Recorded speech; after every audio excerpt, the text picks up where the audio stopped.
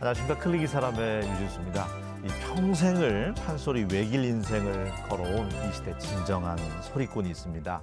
전라북도 무형문화재 제2호 판소리 예능 보유자이기도 한 왕기석 국립민속국악원장과 함께 또 이와 관련돼서 이야기 나눠보겠습니다.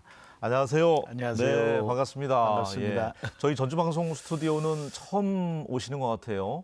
네, 그렇습니다. 네. 저희가 무심했습니다. 아닙니다. 네. 예, 진즉에 좀 모셨어야 되는데 네. 멀리서 뵈면은 이 사극 배우가 오늘 오신 듯한 인상이에요. 네. 예, 이 수염이 워낙 잘 어울리셔서 네. 언제부터 관리하셨어요? 저는 사실은 좀 나이가 들어가면서 예. 아직은 그래도 젊지만 뭐 우리가 그 소리꾼들이 가장 하고 싶은 역할이 뭐 이도령 뭐 이런 역할들이잖아요. 근데 저는 사실은 이도령은 좀 힘만 들고 재미없더라고요. 그래서 네. 아예 이도령 안 하려고 제가 이 수염을 길러서 직접. 그래서 제가 이제 좋아하는 역할들 놀보나 뭐 신봉사나 이런 네. 역할들을 주로 하고 있습니다. 네. 아니 인상 자체가 이제 우리 명차님께서 워낙 훈남이셔서 수염까지 있으니까 더 잘 어울립니다. 감사합니다. 없어서는 안 될 것 같아요. 5월 이제 코로나19가 좀 완화되면서 사회적 네. 뭐 거리두기가 좀 완화되면서 마스크도 지금 실외에서는 좀 벗고 있잖아요. 네, 네. 공연도 다시 활성화가 되고 있는데 네. 좀 체감이 되시나요? 어떻습니까? 그렇습니다. 그 코로나19 팬데믹으로 많은 분들이 힘들어 하시는데 네. 정말 무엇보다도 경제적으로 어려움도 많이 있으시지만 정신적으로 힘들어 하시는 부분이 있거든요. 그래서 공연에 대한 그런 갈망이 굉장히 커요. 그래서 우리가 공연을 하면 안 모일 것 같은데 네. 많은 분들이 와서 맞아요. 공연을 관람하고 있습니다. 네, 지난 수요일에도 이제 정읍 황토연에서 네. 또 공연하셨었죠. 네, 네. 올해가 이제 동학농민혁명 128주년 되는 해이고요. 또 황토연 현장에 동학농민혁명 기념공원이 개원을 했어요. 그래서 정부 행사인데 그게 이제 축하 공연으로 동학을 다룬 천명이란 작품의 눈대목을 위주로 해서 공연을 했습니다. 그리고 또 얼마 전에는 고 한승원 감사원장 네. 노제 때 또 추모곡도 하셨고. 네, 네.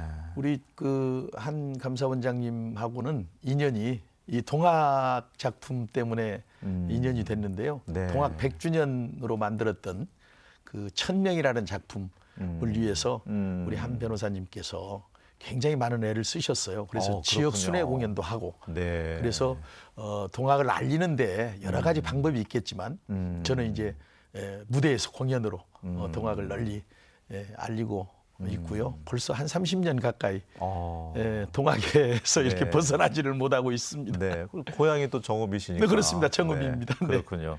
서울 지금 그 창극도 준비 중이시죠? 네, 이번에 이제 별난각시라는 작품인데요. 네. 이 작품은 하회 탈을 소재로 한 작품인데 원래 이제 그 하회 별신굿에 선왕신 그 용띠각시, 무진생 용띠각시라는 전설을 새롭게 각색을 해서 만든 작품이고요. 무엇보다도 자기 희생을 통해서 공동체를 구원하고 또 영원한 사랑을 얻는 그런 우리 여신, 연인인 그 작품을 지금 준비해서 서울 공연 마쳤고요. 이제 지역 순회 공연 남겨두고 있습니다. 지역 전주도 혹시 옵니까? 그러면 이번에는 네. 이제 부산 쪽하고 진도 쪽에 가서 좀 하고요. 네. 네. 기회가 되면 꼭 보고 싶은데. 네, 네. 창극하면은 우리 왕기석 명차님께서는 큰 족적을 남겼잖아요. 최연소 국립 창극단으로 17살 나이인가요, 그때가? 예, 그렇습니다. 그럼 몇 편 출연인가요? 지금까지 통산. 얼추 한 뭐 200여 편 가까이 엄청나네요. 출연을 했던 것 같습니다. 그 첫 인연이 어떻게 그렇게 17살 나이에? 저는 사실 소리를 시작하려고 해서 했던 건 아니고 우리가 삼형제가 소리를 하는데 이제 작고하신 그 왕기창 명창이 큰 형님인가요? 이제 셋째 형이에요. 네, 사실은 네, 네. 셋째 형인데 국립창극단에 근무를 하고 계셨고 그래서 저는 잠깐 놀러 갔다가 거기에서 이제 저희 스승인 이제 작년에 돌아가셨습니다마는 남혜성 선생님을 만나가지고 즉석 말하자면 캐스팅이 된 거죠. 예, 운명처럼. 네. 네. 어려서부터 좀 그 소리를 잘한다 이런 뭐 신동 소리를 좀 들으셨나요? 아니 노래는 좋아했어요. 아. 노래도 좋아했고. 네. 그러나 이제 이 소리라는 게 그때 당시만 해도 형님들 이렇게 소리 하는 모습들을 많이 봐왔죠.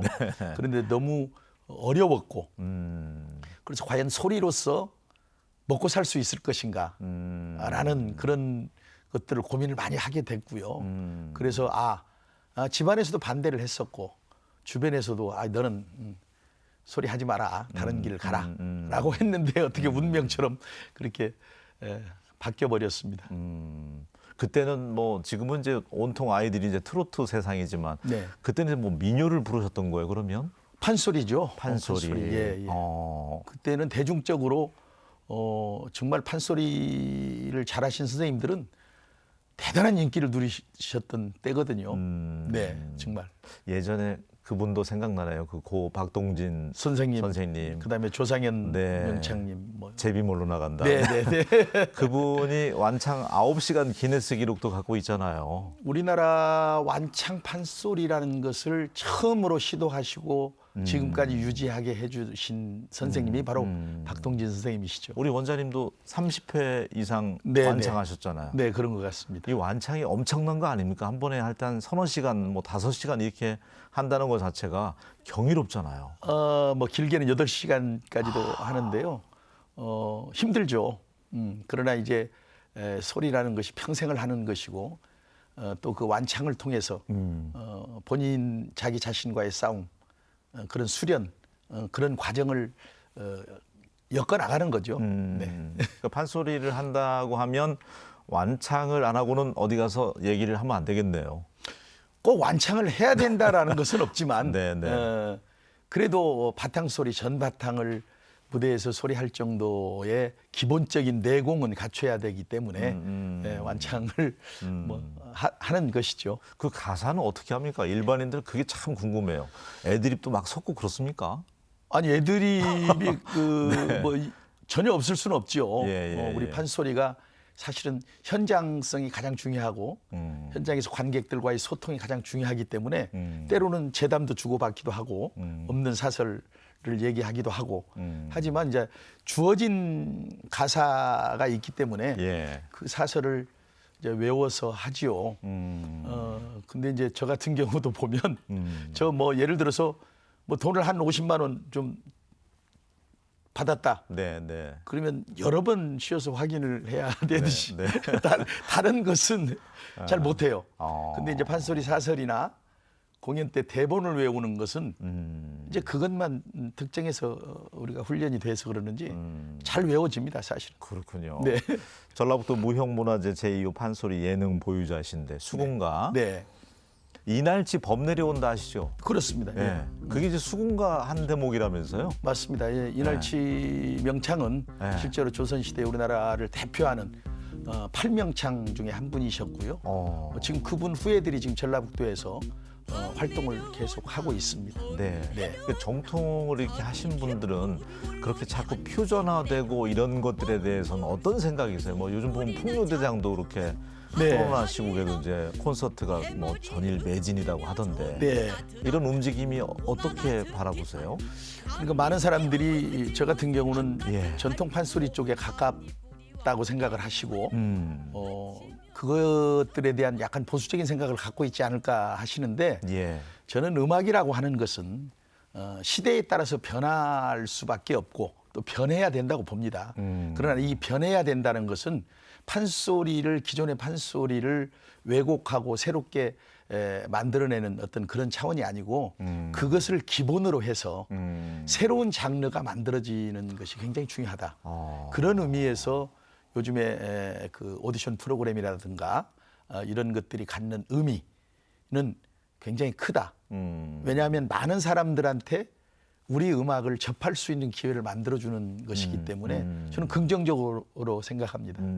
풍류대장 프로그램도 자주 보셨죠? 네네. 네, 보면 이 친구들은 나도 소위 병장이지만 참 잘한다. 눈에 들어온 친구들 많이 있습니까? 후배들 중에 예. 있죠. 그런데 이제 한편으로 좀 염려스러운 부분도 없지 않아 있어요. 이게 소리라는 게 평생을 자기와의 싸움에서 이겨내는 사람이 명창의 반열에 들게 되는데 이렇게 이런 오디션 프로그램으로 소위 반짝 스타가 된다든가 예. 하면은 좀 전통적인 소리를 훈련하는데 좀 게을리하지 않을까 하는 선배로서의 좀 걱정은 좀 있습니다. 그 후학 양성도 지금 하고 계시잖아요. 네네. 예전에 우리 명사님께서 수련했던 그 과정하고 지금하고 차이가 좀 있습니까? 많이 있죠. 예. 환경적으로도 그렇고 과거에는 우리 판소리 자체가 사실은 이 구심 전수라고 그래서 이렇게 한 자씩 한 대목씩 스승한테 이렇게 받는 교육이잖아요. 저희 처음 공부할 때만 해도 뭐 녹음기나 이런 것들이 사실은 있기는 있었지만 굉장히 귀하던 때고 지금은 이제 그런 것들이 미디어 기계나 이런 것들이 많이 발달되어 있기 때문에 네. 쉽게 공부할 수가 있죠. 그리고 이제 우리는 선생님들이 이 하루에 수업을 하는 게 양이 많지 않았어요. 그냥 몇 장단 해주면 그것을 안 잊어버리려고 하루 종일 외우고 다니는 거죠. 예, 그런 과정을 겪었고 네. 요즘에 이제 젊은 친구들은 그냥 쉽게 녹음기라는 게 있으니까 이 기능을 활용을 해서 많이 배우려고 해요. 그런데 이제 그게 결국은 좋은 것만은 아니다. 학습하는 데 있어서 어차피 소리는 평생을 하게 되는 것이고 또 그 시기에 맞는 나이에 맞는 소리가 있기 때문에 내가 잘하고 싶다라고 해서 잘하면 얼마나 좋겠어요. 네. 그 우리가 보면 득음한다고 해서 예전에 막 폭포수화라에서 네. 하고 실제 그러셨나요? 네. 저는 득음하지 못했고요. 득음이라고 하는 것은 지금 예. 말씀하신 대로 우리 소리꾼들이 가장 지향하는 가장 최고의 목표점이 바로 득음이죠. 음을 얻는 거니까. 그런데 저는 개인적으로는 득음이란 말을 함부로 써서는 안 된다. 굉장히 신성시 되어야 하는 말이다. 우리가 소리를 뭐 30년, 40년, 50년을 했다고 그래서 득음을 하는 게 아니고 네. 음을 얻기 위해서 부단히 노력하는 정말 자기와의 싸움에서 이겨내는 그런 과정을 겪는 것이지 내가 오래 했다고 그래서 득음을 했다? 그거는 절대 아니라고 보고요. 그냥 득음하기 위해서 그냥 무대 위에서 죽을 때까지 최선을 다하는 그런 소리꾼들. 그렇군요. 살면서 그 예술가 분들, 예술하는 분들, 또 음악하는 분들 이렇게 30년, 40년 외길 인생 온 분들 보면 참 그 아름답다는 생각이 드는데 올해 지금 판소리 인생 몇 년이세요? 그러면? 저는 40년이 넘었습니다. 40년. 작년에 40주년이었고. 그러면 그 동안에 포기하고 싶거나 너무 힘들다, 너무 힘들어서 도망치고 싶었던 순간들도 좀 있었을 것 같아요. 다른 유혹들이며. 많이 있죠. 네. 사실 어떤 일이든지 간에 처음부터 끝까지 자기가 만족하면서 하는 일은 없을 거예요. 네. 중간에 힘들 때도 있고 정말 힘들어서 북통을 빌어버리고 소리를 그만둘까 하는 그 정도로. 그런 때도 좀 있었고 네. 많죠. 예. 그 과정을 인고의 세월을 그러니까 견뎌낸 거네 어떻게 그렇습니다. 보면. 예. 그래도 내가 소리를 할 수밖에 없는 그런 팔자다라고 생각을 하고 다시 마음을 다잡고 해서 여기까지 왔습니다. 태몽 또한 범상치가 않았다고요? 저 어머님한테 들었어요, 사실은. 예. 그래서 할아버지 묘에 이렇게 올해가 범의 해죠. 호랑이가 네네네네. 두 마리가 이렇게 딱 앉아서 있었다는 그런 얘기를 어머니한테 들었죠. 대단합니다. 네. 그 마라토너들이 이제 어느 정도 한계 구간에 오면은 이제 희열을 느끼는 네. 그 구간대가 있다고 그래요. 네. 마에. 네. 판소리 하시면서 그런 경험도 많이 하셨을 것 같아요. 이 순간 내가 막 벅차오르고 네. 희열을 느끼는. 그리고 무대에 서다 보면 예. 아니면 연습할 때도 마찬가지고 본인이 본인의 소리에 빠져들 때가 있어요. 그러면 정말 소리가 이렇게 좋구나. 내가 정말 소리하기 잘했다라는 때가 있고 또 무대에서 소리로서 사실은 많은 분들한테 감동을 준다는 게 쉽지 않거든요. 그래서 저는 항상 무대에 설 때마다 소리는 한 방이다. 이렇게 얘기를 합니다. 네, 이제 네, 네. 그 얘기는 우리가 판소리가 대중적으로 매니아층도 있지만 대체적으로 판소리가 어렵다. 그리고 무슨 말인지 잘 못 알아먹겠다. 뭐 좀 지루하다. 이런 얘기들이 있거든요. 그래서 만약에 내가 무대에 섰을 때에 정말 판소리를 처음 접하는 분들도 계실 거라는 거죠.